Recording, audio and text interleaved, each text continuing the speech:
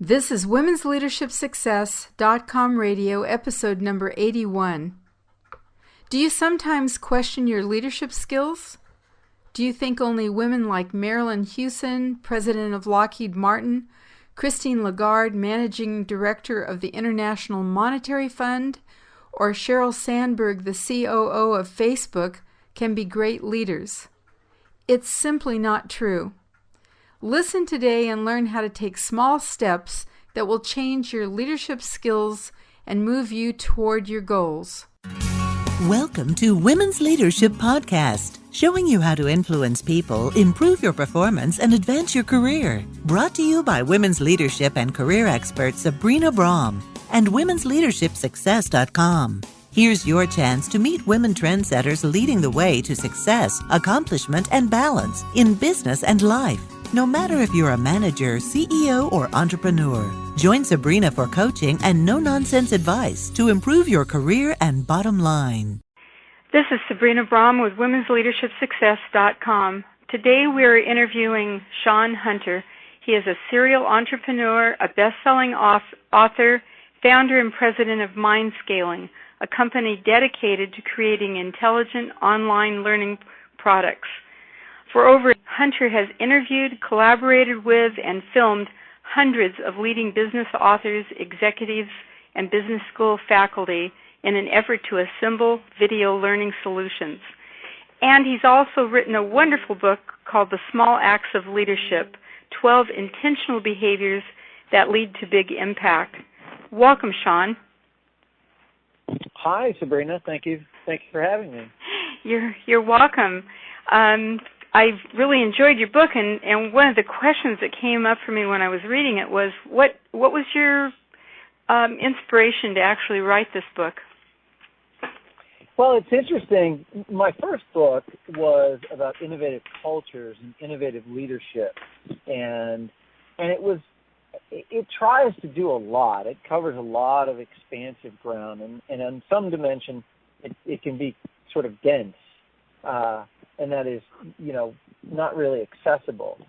And the more I dug into leadership, the more I had conversations with people who felt like it was this very abstract, black box idea. I can't be a leader. Only Lee Iacocca and Steve Jobs and Mahatma Gandhi and these kinds of iconic characters, only they, can be leaders. And I thought, that's not true. It's just simply not true. So what I was trying to do in this book, which hopefully I did successfully, is to demonstrate that leadership is, in fact, accessible to all of us in our work, in our community, in our life, and through these small intentional behaviors that anyone can take. Beautiful. And I really like what you're saying, because I think so many times we take too big of a chunk. How do we do the whole thing? But what you're saying is we can break it into small pieces and really develop good leadership ability. Is that correct? Yeah, precisely. One step at a time.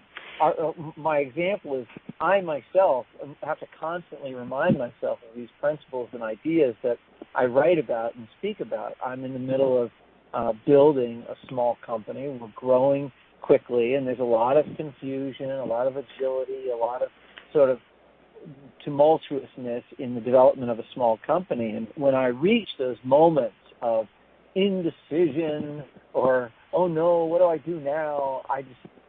My joke is I take a deep breath and I, open the pages and remind myself of these key principles about how to build confidence, how to create clarity on teams, how to build, deny convention, how to take a break, which is very important. And these are the key principles that I talk about. So, can you start with what you think is the most important of those principles and give us an example of how you do it? Well, I'll take the last chapter. The last chapter is called "Take a Break," and I originally wrote it as the first chapter. That we need to learn how to check out in this always-on, volatile, chaotic, tsunami of information culture. Everyone says well, how do I get more leadership presence? I want more, just leadership presence and influence. And the answer to that is leadership presence requires being present, actually being present. Uh-huh. That's a line I got from a friend of mine. His name's Scott Eblin, and he writes about the intersection of mindfulness and leadership. And one of the ways, of course, to do this is to turn off the devices and the screens and get outside and take a walk and put yourself into different challenging or relaxing or mindful kinds of activities. And many times, as we all know, that's where the greatest synthesis and creativity comes to us, in these moments of repose, wherever you happen to be. For me, I like to go ride my bike, and I'll have really strong, complex breakthroughs out wandering the countryside on my bicycle. That's a great example, and I'm thinking so many, as an executive coach, what I hear so many times is people saying, "Well, I don't have time to take a break, or I don't have time to ponder or think about anything because I'm too busy." Any response to that? I do. I have a response to that, and my response is, yes, you do. It's a choice, and I get the same thing all the time. People, because I have a full-time job now. I have a full-time company. I'm doing a lot of traveling and speaking and things like that, and people say, "Well, how do you have time to write? How do you have time to?" And I said, "Well, it's just a choice. It's a choice to sit and read and digest information and try to synthesize it and make disparate connections and build new ideas." That's just a conscious choice, in the same way that exercise is a conscious choice, in the same way that being mindful is a conscious choice. So that's my answer. I think that's true, and I think also when you are mindful and when you make that choice, it also ends up saving you time in your regular work. I completely agree. I think a lot of times when I personally get overwhelmed by a big project, a big task, somebody says I need the answer to X, Y, Z, or I need the big spreadsheet or presentation, and I think, oh, this is a huge task, and I'll put it off, and I'll postpone it, and I'll put it off.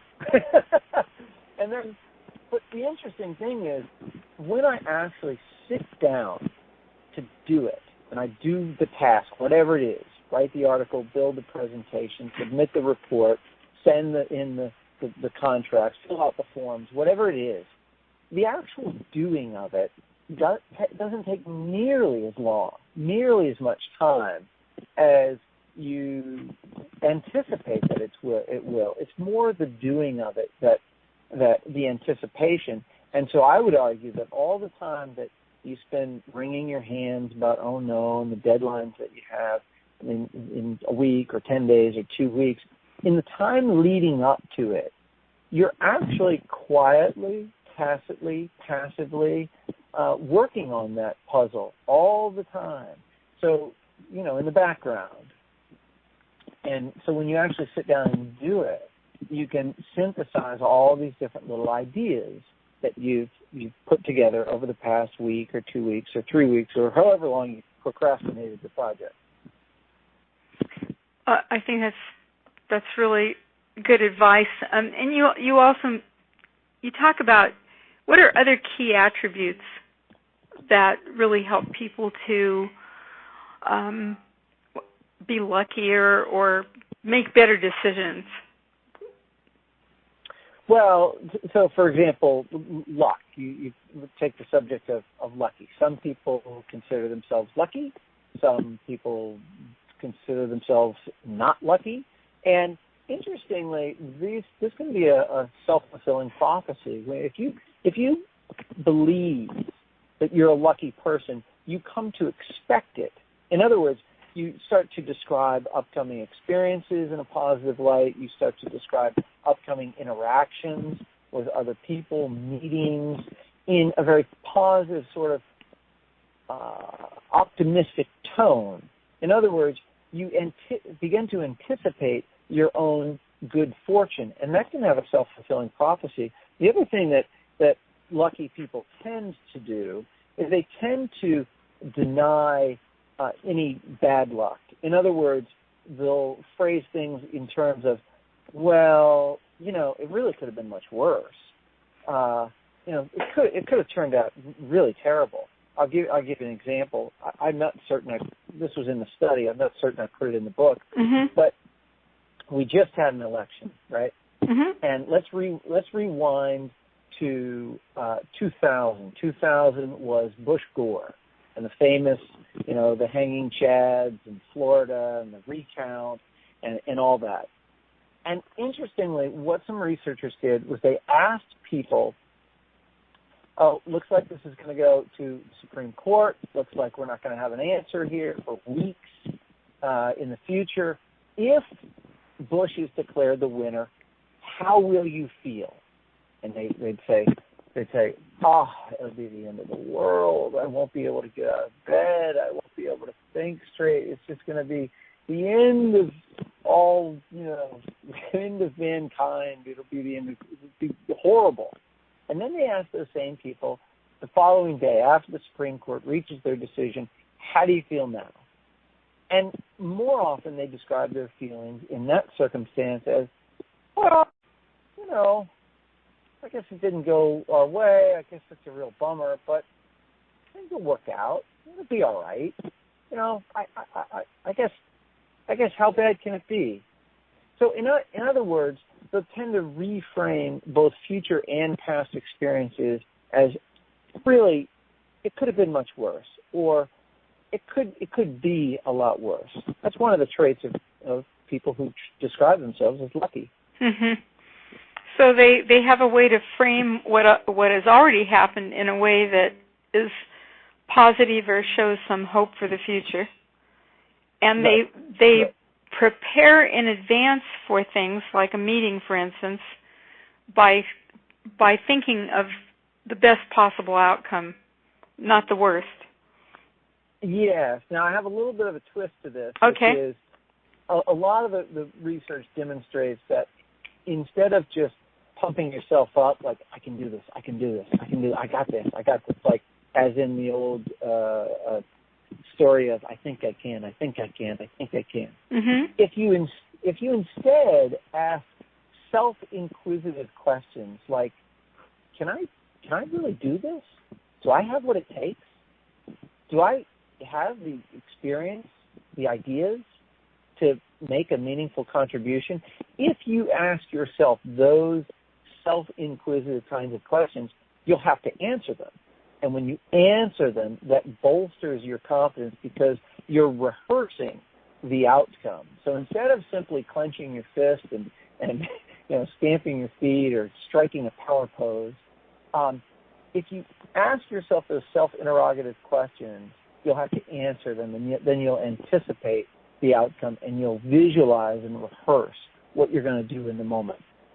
Beautiful. And also, if there's an issue, if you visualize what you would do if you were in charge, what's an outcome that you think would work here?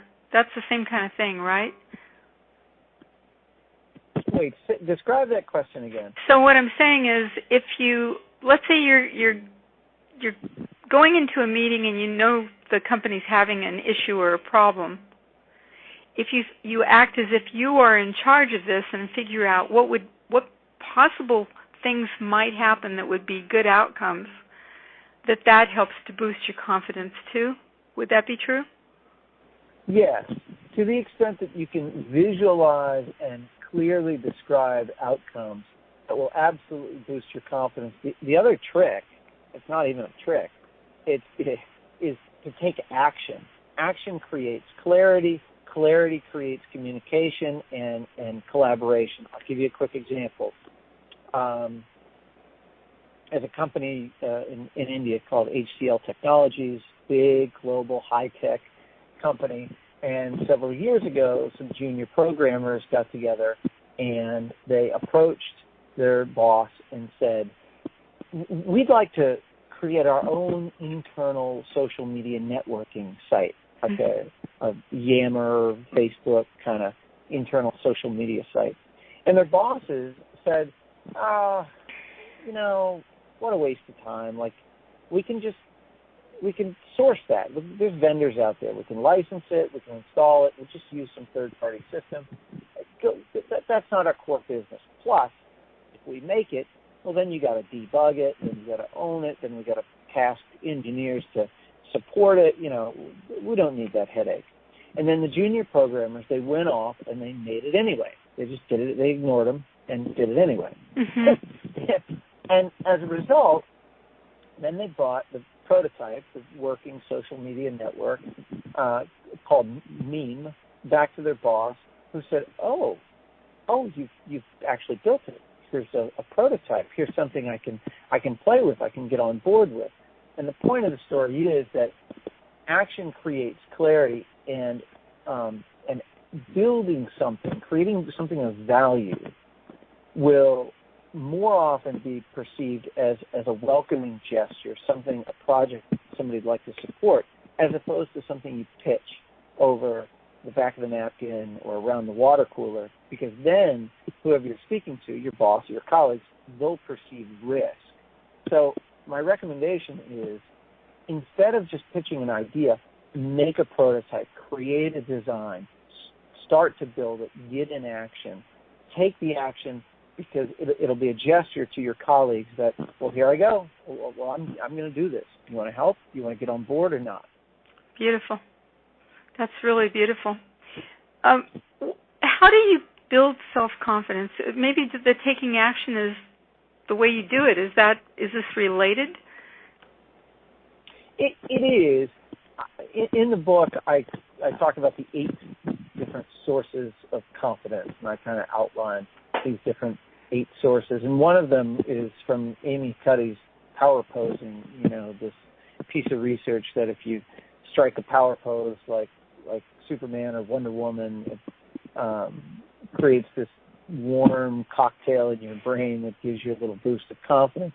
Some of those findings have been challenged a little bit, but in any event, whether it's true or not, it is temporary. And I argue that the strongest source of confidence is competence. So I do a lot of public speaking, and I know people who are professionals in the arena, and they don't wing it. There's no, getting up on stage with some, kind of loose ideas and a kind of an idea of where you might want to head and a handful of bullet points you want to make.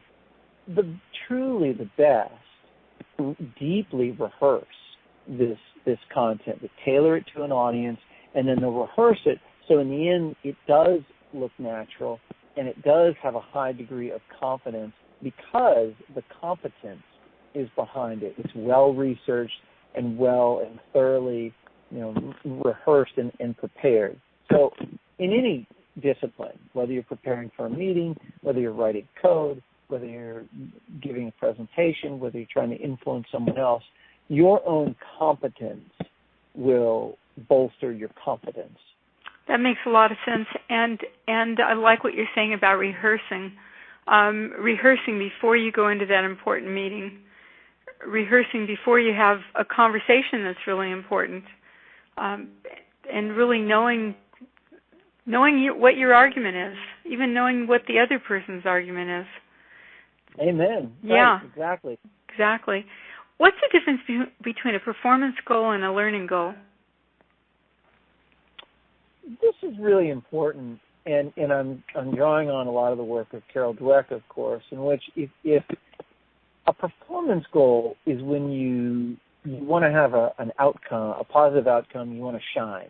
It's almost like it's ego-oriented. You want to get the medal, be the star, win the contract. You want to have a performance outcome. And that type of culture tends to create heroes, like these kinds of companies where, the meeting can't start until so-and-so gets there. Oh, well, we can't do anything without John or Raphael or Mary or whoever it is. You create these kind of heroic cultures where you hold people up. But a learning goal is different. A learning goal doesn't view failure as failure. It views failure as experimentation, and everything is a constant flywheel of experimentation and improvement. So when you adopt a learner mindset and a growth mindset, you don't view challenges to be ignored or rejected or to stay away from. Because again, if you have a learner mindset and a growth mindset, you might you view learning opportunities as a way to get better for yourself and those around you. But if you have a performance mindset, well, you might be a little intimidated of performance goals, because then what if you can't achieve them? You know, what if you can't get there? What if you're not as gifted and talented or as high potential as other people think you are? You know, you don't want to show any vulnerability. You constantly want to perform, and therefore you want to put the performance goals within your reach, easily within your grasp, so you can always meet them. And that can lead to a culture of complacency. I really like this. The failure is experimentation. And I wish they taught that to all the kids in grammar school. I mean, it's just such a beautiful thought, you know, that we're always adjusting, we're always figuring things out and making it better and learning more. And it's not black or white or a pass or a fail. Amen. Yeah. I constantly, we are all constantly learning, and the faster and more honestly that we can admit that, the faster that we can learn and support those around us. The great Richard Feynman, you know, the theoretical physicist, he has a great quote. He says, "There's a real way to differentiate between a phony and a real expert. A real expert will easily say, 'I don't know. Teach me.' A phony will have all the answers. Phony will come up with any answer necessary under any circumstance. But a real student of mastery, a real expert, is perfectly willing to say, 'I don't know. Teach me.'" Beautiful. Can you talk about building resilience? Yeah. This is a very, a hot topic. Grit, persistence, resilience, stick-to-itiveness, pluck, whatever phrase you want to use. It's absolutely a hallmark trait of the most successful people in work and life. It's been demonstrated most recently in the work of Angela Duckworth, Carol Dweck, and others. But the real question, I think, underlying that is, okay, well, if persistence and resilience in the face of adversity is one of the key traits that you want to engender, in cultures around you, how do you do that? Like, how do you, let's say you're a leader or a boss, or you're responsible for an organization, how do you create an environment that supports greater persistence through tasks and projects, particularly in the face of adversity? So, to answer that question, in the book, I have a couple studies, but one I'll just describe here. It's from Brigham Young University, and I like this study because it's about families and kids. And I have kids, you might too, or your listeners certainly do. Mm-hmm. And what they did was they followed 325 families who had kids between the ages of 11 and 14. And they followed them over 4 years. So this is a longitudinal study examining the different behaviors and the cultures in the families, like the parenting styles, the family attitudes, and then whether or not the kids attained those goals that they stated. Okay? Mm-hmm. And at the conclusion, the researchers came up with 3 key ingredients that yield higher levels of persistence. You ready? Mm-hmm. Number 1, they have to have a baseline of a supportive and a loving environment. Or if you translate this into the workplace, they have to have psychological safety, meaning they have to feel safe in their decision-making regardless of the outcome. So one, a psychologically safe environment. Two, a high degree of autonomy. So in borrowing from the work of Dan Pink, that would be autonomy in terms of the team that you work on, the task that you choose to complete, the technique you use, and how much time you allocate to it. So high levels of autonomy. Number three, and this is the big one, accountability for the outcomes. In other words, you got to own the outcome. You're in a psychologically safe environment. You get to decide your autonomous choice about how you go about the goals you want to attain. But then three, the parents or the boss or the organization or the culture has an expectation that you're going to own the outcome. You're responsible for it. Beautiful. And that builds resilience. Yeah, and I have an example with our own son. He's 14 years old, and he likes to take a shower in the evening, but it drives me crazy because every night he goes into the bathroom and he takes a shower, and then he takes a brand new towel off out of the cupboard, and he uses a brand new towel, and then he walks up to his room, and when he's done with it, he drops it on the floor. So, right? So, after a week, he's got 6 or 7 towels in his room, and he constantly throws them on the floor, and he doesn't pick them up. And I tried barking at him, I tried nagging him, I tried reminding him, nothing worked. He just ignores me. So one day, I said, Will, I want you to use one towel, okay? And when you're done with it, I want you to hang it up. And if you don't, I'm going to turn off your cell phone. Right? And so, he left the towel on the floor, and so I was taking him to the bus stop, and I said, I turned off the phone, Will. You left your towel on the floor. And he got frustrated. And then 2 days later, he did it again, and I turned off his phone. And then he never did it again. Incredible. So you found a way to make him accountable, and he wasn't feeling that way before.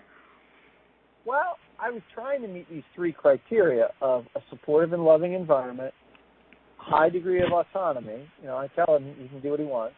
But 3, this is the outcome. If you persist in this behavior, this is what's going to happen. Without any and that's it. That's incredible. That's a great story. I'm sure a lot of people listening will be able to use that with their kids too. So we're just about out of time. I'm wondering if you could share what you think will help inspire other people. When you're a leader, what helps that? Well, you have to challenge both yourself and those around you. So you have to constantly introduce challenge. And if your question is, how do you do that as a leader? You have to model that. You have to model the way. So you yourself have to be willing to sort of step out on a ledge, so to speak, take and own the outcomes. And if you do take those kinds of risks, then when you ask people around you to, they'll be much more willing to, because you've modeled the way. That makes sense. So that makes a lot of sense. Model for others. Is there any last thoughts you'd like to leave us with? Remember to breathe, and I know that's a trite thing to say, but if you, and I cover this in the last chapter of my book, but if you just take a moment to pause, take a deep breath, and deeply listen. I mean, truly listen. So one of the key things I talk about in the book is waiting to talk is not the same as listening.